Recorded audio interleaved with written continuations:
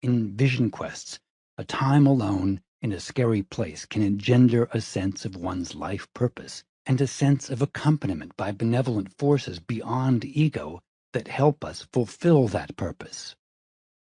Examples of the darkness are periods in life when we feel that nothing is working for us. We have nothing going for us. Our efforts are falling flat. Our old, reliable refuges are collapsing before our eyes. We have little to look forward to and less to hope for. We are in a void, a space in which edges are uncertain, doorways non-existent. Worst of all, our ego's bag of tricks is empty. This is precisely the moment at which we see the tawdriness of ego to come through for us when the chips are down. In such a dark time, there's nowhere to go but in. All we have to do is surrender to the darkness, give up trying to end it. That unconditional yes, coming from deep within us, opens us to the grace of letting go of ego. We are then in the best position to find our true self, the more than we thought we were. As the old carol by Phillips Brooks had promised in "The dark streets shineth an everlasting light." Only when we are suspended in nothingness, with a full and unobstructed view of the empty landscape of our ego world, can we see the colors in the emptiness. Avatamsaka Sutra. The Buddha Mind Space. Throughout this audiobook, we have explored Buddhist perspectives on ego and our true nature. Now that we have the basic idea, we can look more in depth at the Buddhist contribution to our topic. The self is described in Buddhism as empty of separate existence. The word empty is sometimes translated as void. But this void is not an empty hole. We might say that our true nature is space surrounding each individual as outer space surrounds the planets. In science, space is what makes for movement by the heavenly bodies. That provides a clear analogy of how our psyche is shaped. Our full reality is psyche, not limited to our cranium, but including the entire universe around us. We have a will, intellect, imagination, like sun, moon, stars, in a vast psychic consciousness, like space. It is empty of a core, isolated identity, just like the planets in orbit. Through a telescope, they seem separate, but in reality they're interconnected and contingent upon the entire universe that surrounds them. Likewise, our egos seem separate because it's in a separate body, but it is actually entirely linked to the vast web of life. We are bigger than any ego can contain or circumscribe. No self means limitlessness is in us. It's not a limitation. Our identity in ego feels solid, since it has continuity, a history, a story, a name. The Tibetan Buddhist teacher Chogyam Trungpa Rinpoche wrote in Cutting Through Spiritual Materialism, "There is no such thing as ego at all. There is no such thing as I am." The ego, in the Buddhist view, is really only a heap of beliefs, feelings, perceptions, interpretations, inclinations that fill in the open space that is our true nature. We take the fillers to be all that we are. We are reacting to projections as if they were real. All this is done so we can keep establishing, ratifying, and solidifying our ego.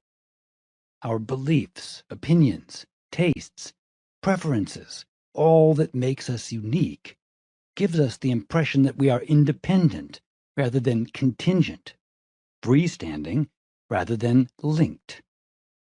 This, like the word I, confirms our sense of a separate and persisting identity. We can look at an analogy that helps us clarify the self topic. A new television comes with factory settings, the same on all televisions of that model. We can maintain them, or we can customize the settings to fit our particular needs and preferences. These may or may not give us the best picture or sound our television is capable of, but they represent our personal choice.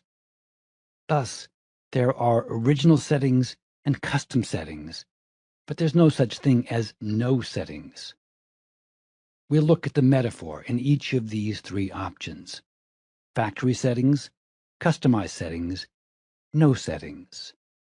We see the concept of built-in settings in Buddhism, Jungian psychology, and religion. We notice that the settings are potentials, not activated until we open them. From the Buddhist perspective, we are born with Buddha nature, so our settings are four immeasurable qualities of enlightenment: loving kindness, compassion, joy, and equanimity. They are immeasurable because they are the components of our true nature, and we can show them without measure. From the perspective of Jung and depth psychology, we have inner archetypal settings, an ancient heritage of energies that are reflected in story, myth, and dream images. They are the same in all people and in all ages. Religion teaches that God created each of us with an indwelling Holy Spirit that gives us graces of faith, hope, and love. Thus, our true nature is to express divine goodness through our commitment to justice, peace, and love. These three are the equivalent of original settings, not our ego, but our true nature, the face we had before we were born, as Buddhists sometimes say. All three traditions show us to have positive qualities. This helps us understand why they also assert the unconditional worth of every human being.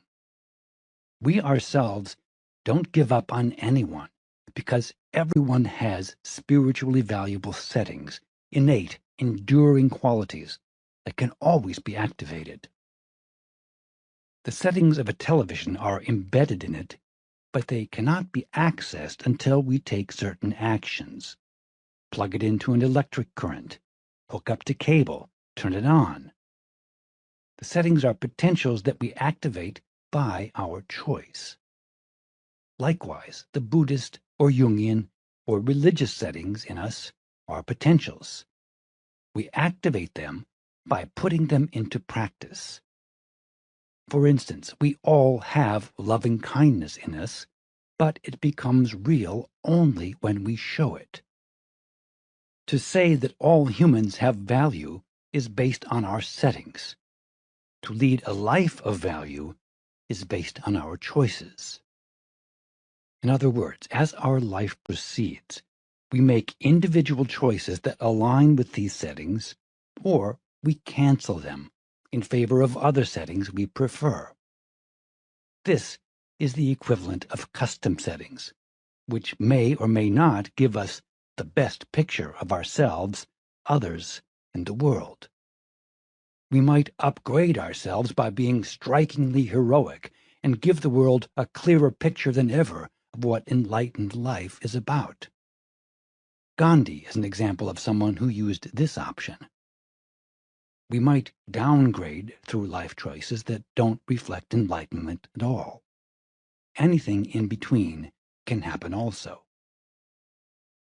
So we can be what we are in our true nature, enlightened. Or we can be what we've made of ourselves in our personality and story, downgraded or upgraded from the original version. But the one thing we can't be is none of these. That would be the equivalent of no settings, that is, no personality traits, no life story at all. An impossibility for a person who was born and will die. This is why, as we said before, there is no such thing as an independent, stand-alone I, just as there is no settingless television. Nevertheless, our favorite words are I, my, me, and mine. This ego is an inveterate inclination in us to make our own survival primary and to engage in aggression toward any power that attempts to threaten it. We hold on to ourselves for dear life, even though our ego is only a scarecrow in ever-fading raiment. In this survival mentality, we try to stay in control and keep ourselves safe from surprises, unless it's a surprise party to honor our greatness. We are so needy to be someone. We feel so alone. We want a self to cling to. That's why it's so hard to let go of our belief in the reality of a freestanding self, what we think is a separate ego, the great deceiver within us, the rustler of our wholeness. In a Buddhist perspective, letting go of ego is freedom from the illusion of separateness. To free ourselves from servitude to this ego, the Mahayana tradition offers 4 recommendations for practice: love, faith, compassion, and courage. Love is the antidote to aggression and opens us to caring connection with all beings. The path to egolessness is thus the path to love without possessiveness or constraint. I am recalling the epitaph of Albert Camus. Here I understand what they call glory, the right to love without limit. Universal love is the true glory of our humanity, a love the ego cannot understand or embrace until it ceases to centralize in itself. Faith refers to an unconditional trust in the givens of life as offering opportunities for growth and practice. This faith leads to a realism about life and an awareness of the spiritual value in saying yes to it. Compassion is not from a sense of superiority or condescension. Compassion is based not on rank, but on our link with the human family. The suffering of others is our own suffering. The response of true compassion is not limited to those whose suffering touches us, but to all who suffer, victims and persecutors alike. Courage means relating to dismay and pain without being interrupted, stopped, or driven by fear. We may still have fear, but we are no longer victimized, immobilized, or driven to violence by it. These 4 show that Buddha nature is our own mind cleared of the obscurations of ego. Its obscurations are what in Buddhism are called the 3 poisons: greed, hate, and ignorance.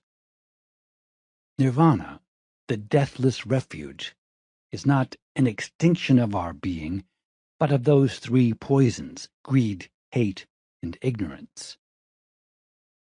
Our true nature is who we are when we are no longer separate, no longer under the spell of ego.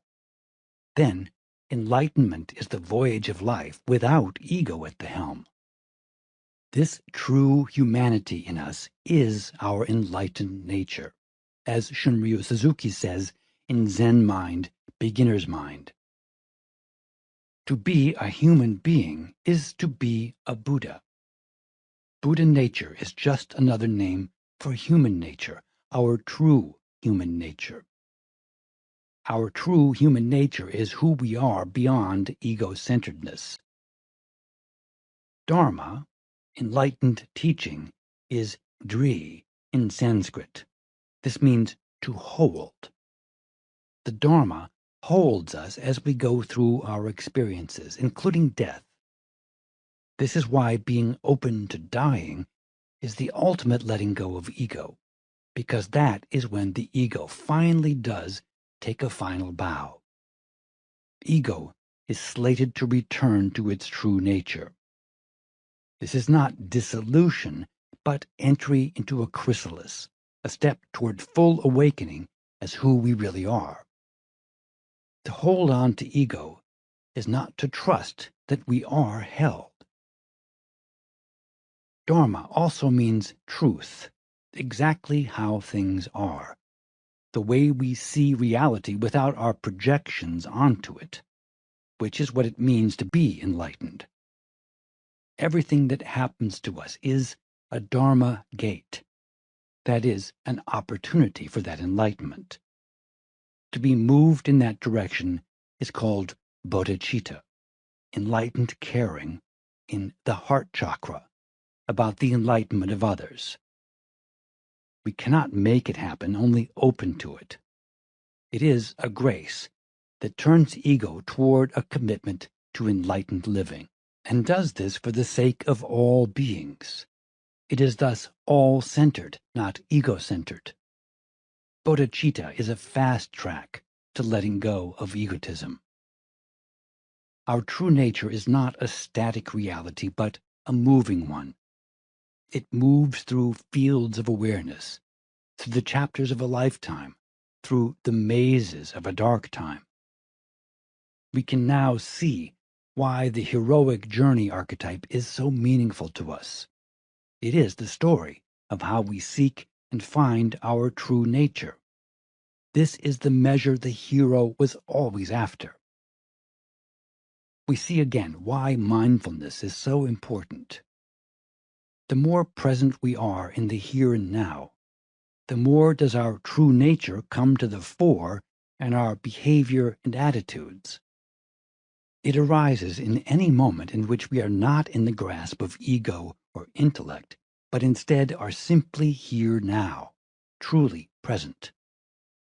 Real presence was always this, just ourselves, without the armor of ego. A lot to let go of, and a joy to do so.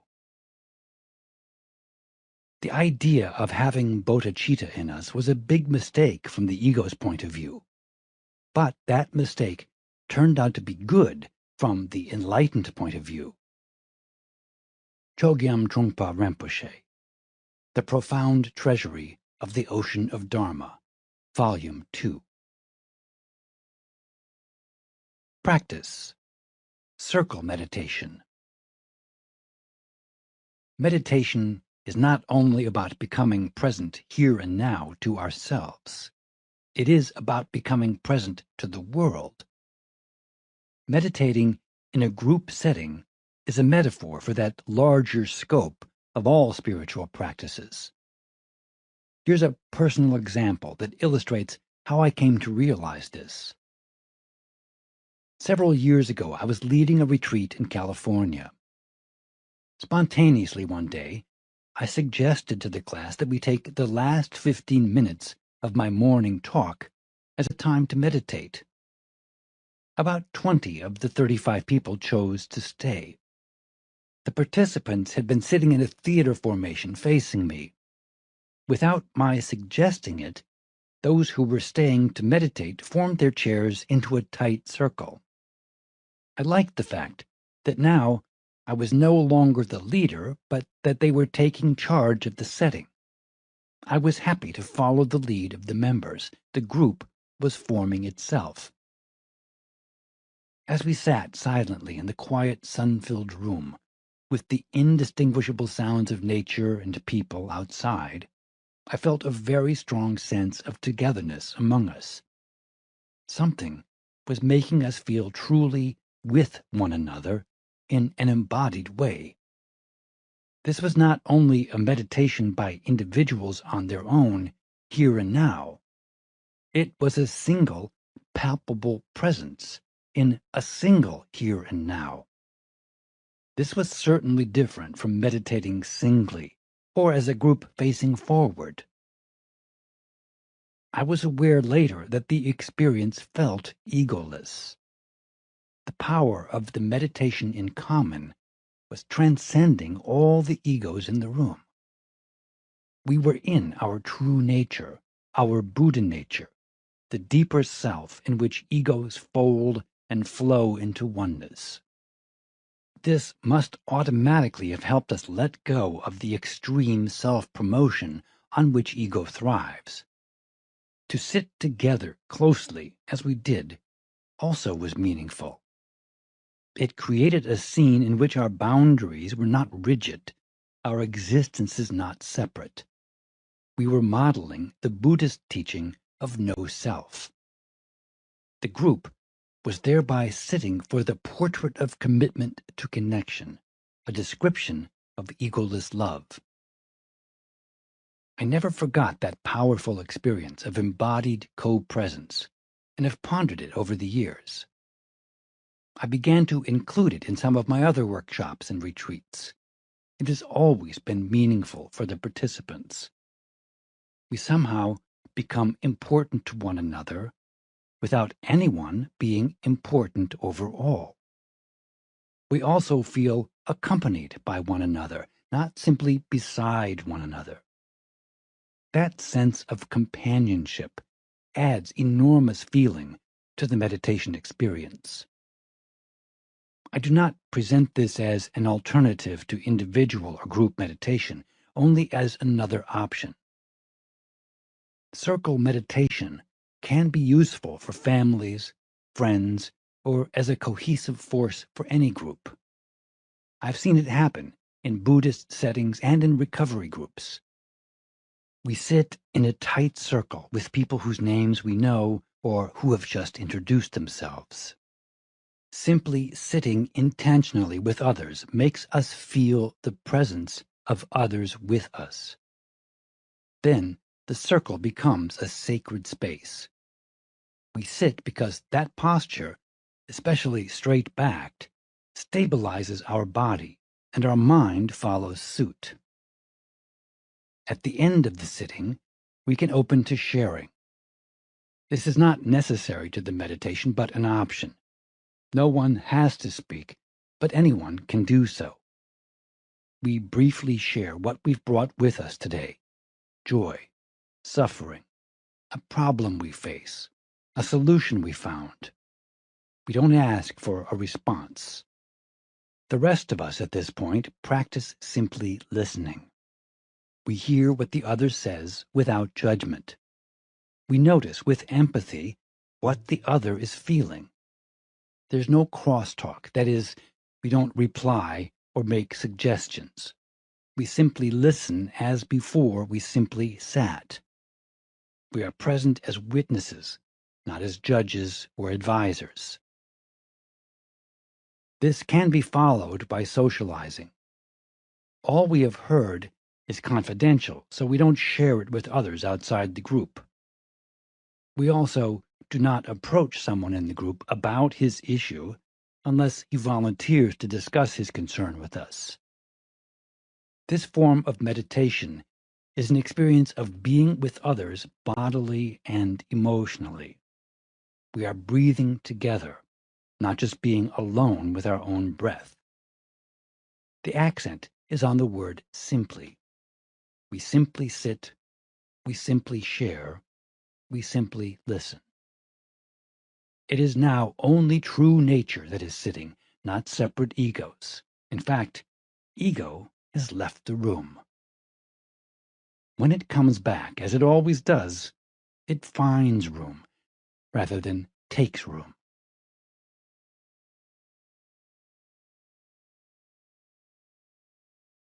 Epilogue: The Great Reversal. The enemy must be resisted insofar as he serves the powers of darkness, although it would be better to say that the power of darkness should be resisted rather than the enemy. He should be seen not as the servant of darkness, but as someone who is capable of a future conversion. Therefore, although he uses evil means, despotism, the sword, force, darkness, one must not answer him with these same means. If one answered him in kind, with lies, deceit, violence, and force, one would be denying oneself and him the future and the possibility of change. One would be perpetuating the kingdom of evil. Milan Matovich. A Marxist looks at Jesus. Will I go beyond ego into my bigger life before the end of my life? This is the central challenge in all our practices. What we seek is an end to the ego's rule over our lives. Seeking is thus not about finding a truth or a guru, but instead about living into the larger truth of our true nature, what transcends ego. That true nature is not individual. It is one and the same in all of us, who we are as members of the human family. An egotist seeks individual power. He wants to stand out in the company of others as a person worthy of special honor, and he wants at all costs to avoid shame. What did those words, honor and shame, mean in ancient society? Honor referred to being acknowledged and exalted for one's achievement. Maintaining honor demanded that a person avenge himself for all harms done to him. Indeed, in the ancient world, retaliation was considered the only honorable response to injustice. Aristotle, in Rhetoric, wrote, "To take revenge on enemies and refuse to be reconciled is praiseworthy, for to retaliate is just." Not much has changed in society since ancient times when it comes to honor and shame. We see this same style in legitimizing revenge, and we see it also when apologizing or reconciling is considered a sign of weakness. Spiritual teachers have offered a radical alternative. Likewise, the Jain Avashak Sutra says, "May I be friendly toward all beings and not hold rancor against anyone."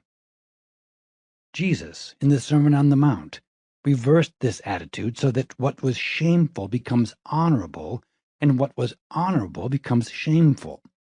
In his time, it was considered shameful not to hit an aggressor back, but Jesus calls that a sign of spiritual progress. To turn the other cheek, rather than defend ourselves from further blows, does not sit well with the ego, which still wants to use retaliation to retain its sense of honor and not be shamed. Love your enemies is the challenge to love those who do not love us back. This is another example of a reversal, since egotism thrives on quid pro quo. We are not likely to embrace these reversals willingly. That will require the grace of letting go of ego in favor of loving kindness as our style with others. Loving kindness is the middle ground, a third reconciling alternative to the opposites of an eye for an eye and turn the other cheek. To let go of our ego indeed requires reversals. Over and over, we choose reconciliation instead of retaliation, no matter how weak people think we are for doing so. Over and over, we choose love instead of hate, no matter how mistaken people think we are for doing so. Over and over, we choose compassion instead of indifference, no matter how foolish people think we are for doing so. In each instance, there are two reversals. We act oppositely from the standard norm. We are not ashamed when and if people see our choices as weak, mistaken, or foolish. All through history, and likewise today, sages have recommended the spiritual practice of reversing worldly, ego-centered values for those of our enlightened true nature. This is how we move from a primitive way of living to an enlightened way. Just such a transition is what the reversal of honor and shame is really about. We make the journey from ego's values to the values in our true nature. The Sermon on the Mount offers an example of a reversal of worldly values, a subversive perspective. In it, forgiveness, which seems weak, replaces revenge, which seems so very strong. The love that we are replaces the aggression that we learn from fear. The reversal is actually a return to who we really are. When the choices are fight or flight, aggression is fight and passivity is flight. Neither of these choices measure up to what is best in us, our true nature. Our choice, when we let go of the aggressive or passive ego, is to stand up to evil with non-violent resistance. This style makes us seek the conversion of the aggressor. We want to win him over to the arts of peace. We are responding to the higher nature in someone rather than reacting to his ego. We see this challenging approach in the opening quotation by Milan Mačević. Gandhi spoke of the non-violence of the weak that breaks down the oppressor's aggression with the purpose of winning over him, that is, defeating him. Our true nature seeks instead to win him over, that is, transform him. Gandhi calls this transformation of the opponent the non-violence of the strong.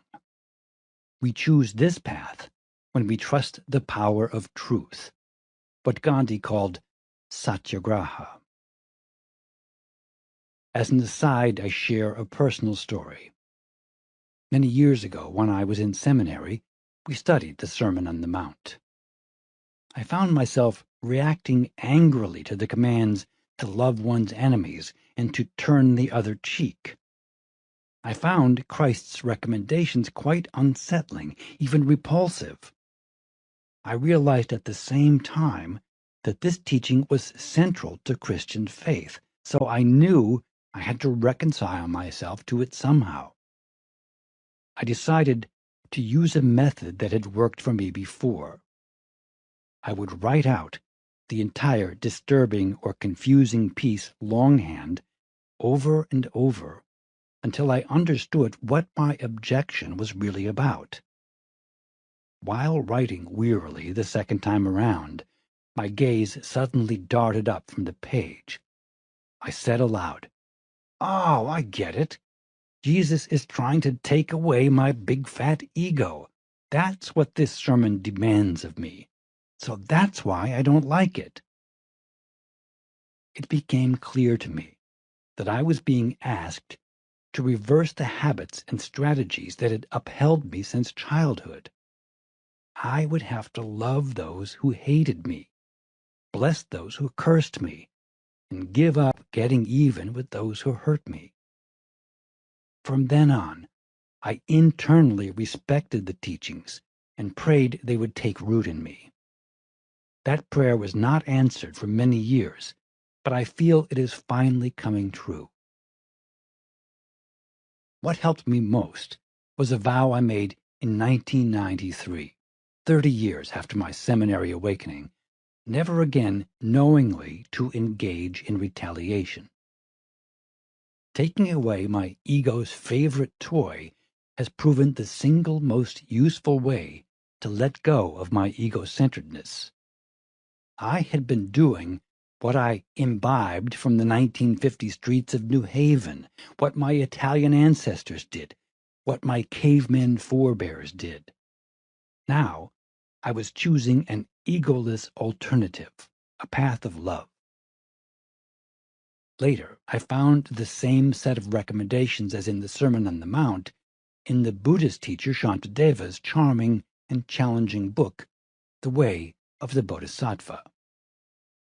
They confirmed my realization of the spiritual value of reversing egoic attitudes and behavior. May the very pits of hell be sweet with fragrant pools, all perfumed with the scent of lotuses. May fiery coals turn into heaps of jewels. May the hail of weapons become a playful rain of flowers. For as long as space endures, may I drive away the sorrows of the world.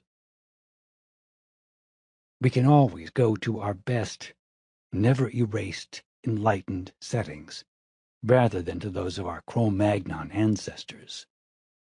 We can see ourselves as members of the family of humanity, not as egotists taking pride of place. We then overturn our ego-driven assumptions, beliefs, and entitlements in favor of universal caring. We joyously contact the fullness of our humanity, finally find and live from our true nature, the reversal of ego into love. Now, each of us can place his or her singular assortment of gifts into the service of humanity. We are still individuals, but in a world community that has waited since time began for the unique brand of love only we can show. Here it is, we jubilantly avow, while our ego takes a bow.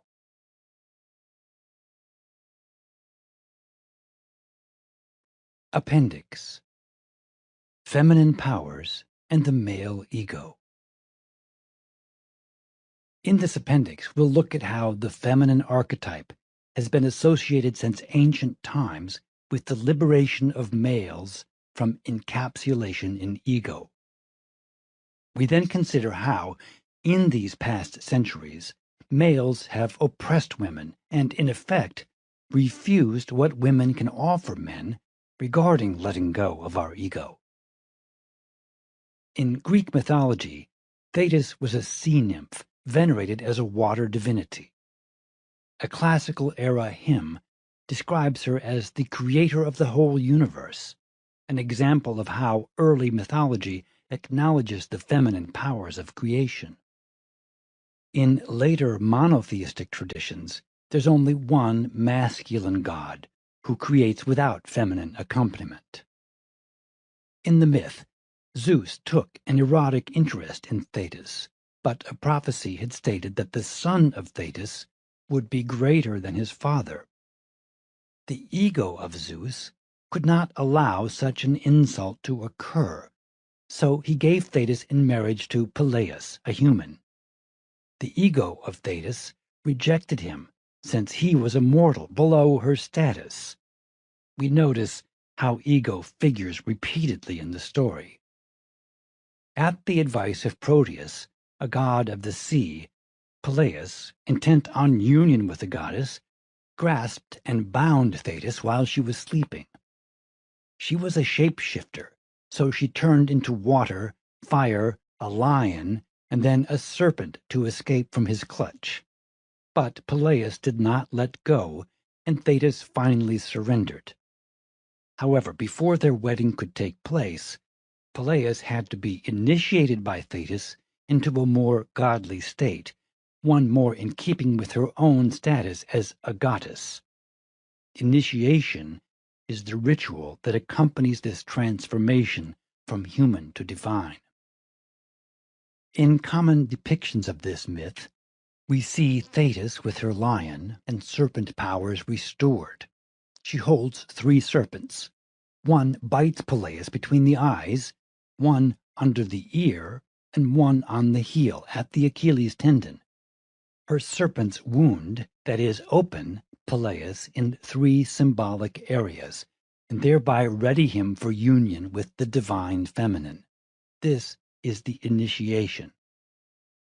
The first serpent opens his 3rd eye, that is, his wisdom vision, that can see beyond male-oriented logical cognition or the limitations of time and space. The second serpent opens his hearing, to the mystical music of the spheres. This is the exquisite sound the universe emits when we truly listen to its harmonies. The third serpent opens his ego, so he can be awakened to the transcendent spiritual realm. Ego, or hubris, is symbolized by the Achilles tendon, what we call an Achilles heel. It is the locus of vulnerability, just what the ego has to be opened. The Achilles heel will reappear later in the story. Because of these three openings, Peleus can go beyond his mortality to oneness with the divine. This will be the mystical marriage between ego and self. Such a complex initiation rite certainly also shows us how much the ancients thought it would take for a man and a woman to be together effectively as a couple. These three symbolic openings give us important information about how the ego can be tamed and uplifted into the service of the higher self, our divine nature, symbolized by Thetis. As a sea goddess, she reminds us that the higher self has to do with birthing, dissolving, renewing, all associated with water. The mindset of the inflated ego is meant to be dissolved, drowned, so that it can emerge into a new life. We see this enacted in baptism rituals, in which the neophyte is submerged in the waters that dissolve what he was, so he can be born again to a larger, spiritually aware way of living. The dissolution and submersion themes are frightening to the ego, which wants full control. This is why the ego fights entering the service of the higher self. Francis Wickes reminds us in The Inner World of Choice, the self can be the most difficult and perilous of all possessions. It can lead to crucifixion of all that the ego has held most dear. Carl Jung, her mentor, adds in Mysterium Coniunctionis, the experience of the self is always a defeat for the ego. Finally, along the same lines, in the Greek manuscript known as Epistle to the Hebrews, chapter 10, verse 3, we find the following statement: "It is a dreadful thing for ego to fall into the hands of the living God, the higher self."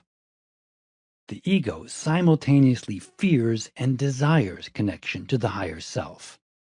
This is why letting go of ego is such a complex task for all of us. We are undoing centuries of conditioning. Ego attitudes and habits are meant to protect us from encountering our wholeness. Achieving this encounter with wholeness, the more than ego that we are, is a formidable challenge for the ego, but nothing less is required to enter the embrace of the larger psychic life within us and around us. That embrace does not destroy the ego, it only fulfills it. The first opening, wounding, shows us that the ego has wisdom, a third eye, but it requires a feminine energy to release its riches. This is the energy of receptiveness over aggressiveness, of unity over division, of cooperation over winning. This third eye energy is also powerful because of its direct and infallible focus. Feminine energy knows just where to strike to open us. The target is our potential for wisdom over knowledge, of reconciliation over the need for victory, of love over fear. The second opening has to do with powers of listening, of receiving, of attuning to the music of the spheres. It was believed in mythic times that the heavenly bodies made music as they swirled through space. Our own music is meant to restore our now lost ability to hear it. Shakespeare, in The Merchant of Venice, states that the harmony of the spheres is the same as the harmony in ourselves. when ego and self sing in unison at the meeting place called soul. Soft stillness and the night becomes the touches of sweet harmony. Such harmony is in immortal souls. Thus, the music Peleus can now hear is a metaphor for interpersonal and cosmic concord. The reborn ego attends to the music of awakening to how all of us can live in harmony. It's oriented toward oneness and peace, not one over all and continual conflict, the customs on the planet ego. The third opening is of the ego itself. It will have to deflate in some way, give up its self-proclaimed lordship. It will have to pass through dissolution to a whole new attitude and lifestyle. This will include humility, not in the sense of humiliation, but of authentic assessment of our powers and limits. The password to this is yes.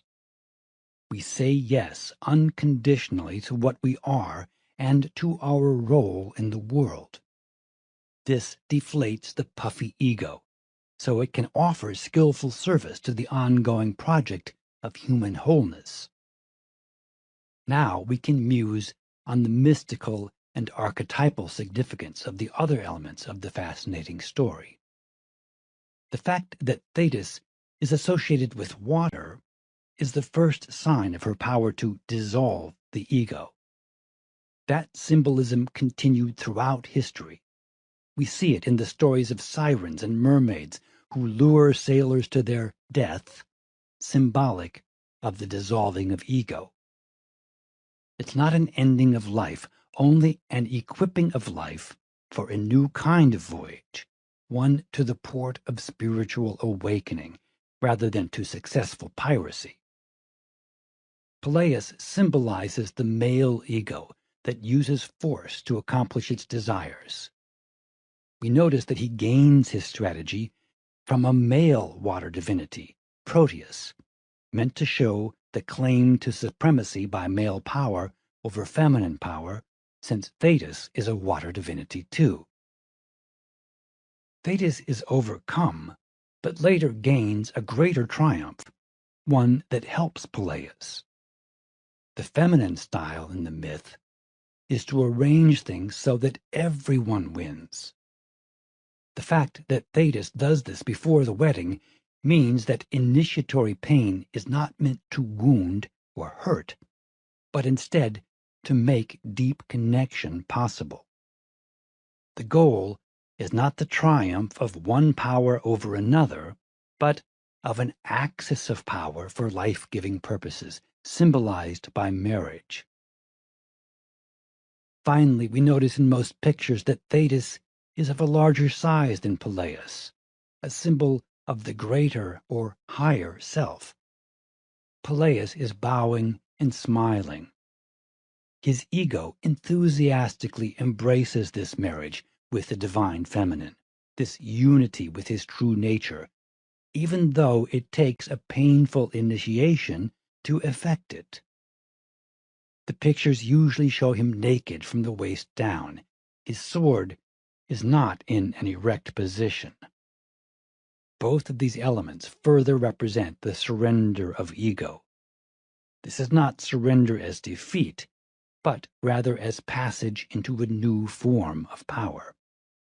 Peleus is now ready to father a hero. Thetis and Peleus became the parents of the Greek hero Achilles.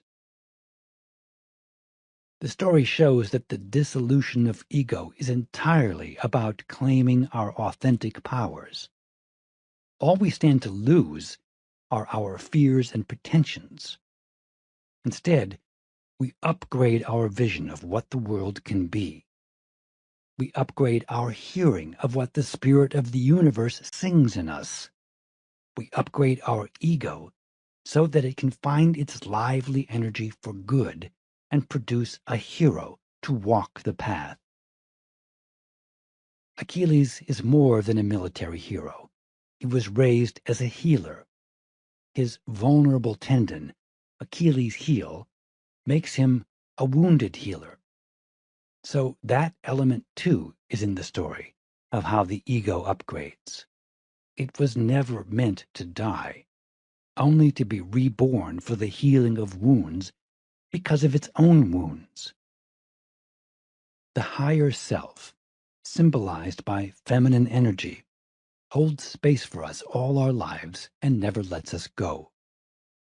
This means it waits for the ego to leap into its arms. In that embrace, we are freed from the grip of fear. The story assures us that the feminine only devours the mindset of ego, the sociopathic element of ego. The feminine powers do not destroy, they only deconstruct to reconstruct. Feminine, in the mythic context, is not necessarily an actual woman. It is the feminine energy in the higher self of all of us. In addition, the myth shows us that in our own relationships, the male ego may believe it can decide the level of closeness it will show to a female. Some females, in reaction, don't demand full surrender. They might let a partner get away with half-hearted presence, minimal commitment, lackluster love. The myth shows what the strong feminine archetype looks like. It does not tolerate laggards, but insists they launch into full adult relating. The myth of Thetis and Peleus also demonstrates how growth includes passing through phases in which we leave some comforts behind and greet new challenges. Facing them and going through them is what initiation is about. An initiation is a ritual process, always painful, by which we become something we're ready for, though we may not know it. We become what we really are. The ordeal updates our status, psychologically, socially, emotionally, spiritually. It is not hazing, the college style of ego domination incorrectly called initiation. It is true initiation, that is, transformation. The three phases of an initiation are like those of the heroic journey. We leave where we were, what we were. We enter nowhere. For a while, we are no one. Then, we gain entry into a novel place where we are new, renewed. Thus, initiation is the threshold over our own solitude into community. This liminal, marginal stage is unwelcome to the controlling ego because it involves a don't know mind, a disabling of the powers that heretofore sustained us, an invisible path, an unclear destination. These are all the conditions that the ego fears. They challenge us to relinquish our turf, to lose ground, to be groundless. In other words, to open to reality just as it is. Ultimately, however, this is the deepest contact we can make with our interior liberty. We are finally free from reliance on the unreliable. In this marginal state, our wounds and inadequacies certainly show up, but they have no power to stop us. Our capacity to find healing has become more important and exciting than our disappointment about what we lack. We don't reach this level by effort, the tool used by the ego. It happens to us by grace, the feminine gift that awaits the initiates. We can rely on the feminine energy of grace, a mysterious assistance from beyond ego and meant to help it toward wholeness. The story of Thetis and Peleus shows how male and female energies can work together spiritually. Now we can look at our modern circumstances to see how the male ego has oppressed women especially under the mantle of patriarchal religions. A church or religion that does not acknowledge the equality of women is really about sustaining the power and privilege of the male ego. Such a patriarchal structure is a dangerous form of oppression. It grants the go-ahead all over the world to keep killing, enslaving, and oppressing women. A male ego church or religion encourages that hate when it declares women to be inferior. A religion that does not treat gay people or any people with respect and equality does the same damage. Egotism thrives on prejudice. A religion that does that, even by implication or silence, is an accomplice of ego. Mature religion does not endorse our biases. It expands the scope of our conscience so that we can become inclusive in every way. On the day I wrote the previous paragraph, I read a news item about a tragedy that happened in Lahore, Pakistan. A pregnant woman was stoned to death with bricks by her father, her brother, and their 24 cohorts for marrying the man she chose instead of the man her family chose. The article mentioned that hundreds of women each year are murdered in honor killings committed by husbands or family members for sexual misconduct, as males define it. Honor, in this context, refers to the protection of the male ego that grants itself permission to kill or maim if it is in any way crossed or made to lose face. In a patriarchal structure, some fundamentalist religions demand believing that the husband is the head of the family, not to be disputed, that the wife's obligation is to follow his instructions. This cancels the possibility of letting go of ego, which happens by learning to collaborate. It's also an example of how religion can be used to validate and solidify male egotism in the guise of a spiritual teaching. Wherever religion establishes and maintains egotistical practices, it is using its authority to further the darkest purposes of tribalism, such as hate of those who are different. Such a religion does not redeem or renew the world. It keeps its subject to the evil forces it proclaims to crusade against. One way the dictionary defines religion is as an institutionalized expression of belief in a supernatural power, with a moral code, rituals, and practices that enact its faith. This definition includes the concept of hierarchy, since an institution is run by managers who oversee it. However, virtually all religions state that their system of ranking is not based on levels of control as it is in government, military, or corporate institutions. According to religious teaching, the people are in charge only so that they can offer service. The higher the position a cleric or leader has, the more service is required of him. For instance, one title of the Pope is the servant of the servants. The healthy ego is indeed meant to be in the service of the higher self. A healthy religion fosters the letting go of ego in favor of letting Holy Spirit in. This is how religion can help us make contact with our higher self, the power higher than ego. Enlightened religious consciousness configures God as love, not as just the biggest ego ever.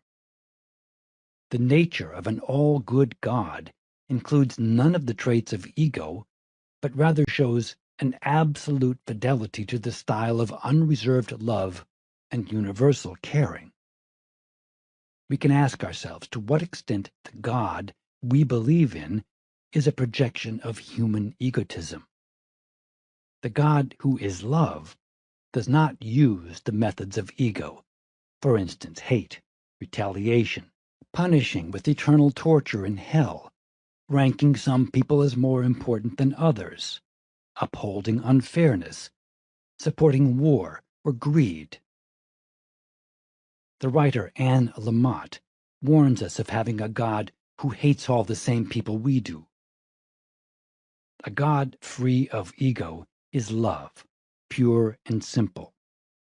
Our own practice of loving kindness follows suit. We extend compassion to the victims of religious fanaticism so that healing can happen. And we extend compassion and aspirations for conversion to the perpetrators of religious oppression. Mature, spiritually aware religion is meant to be based on co-creating a world no longer ruled by egocentricity, but by a new kind of kingdom, one of justice, peace, and love, no one excluded. Our identity beyond ego, our true nature, in religious terms, is that inclusive God.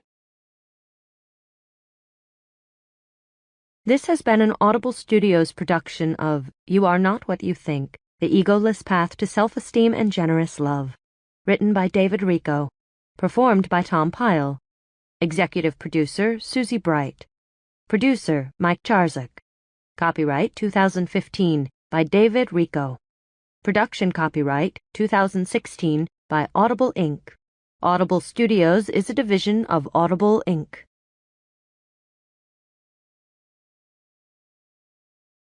Audible hopes you have enjoyed this program.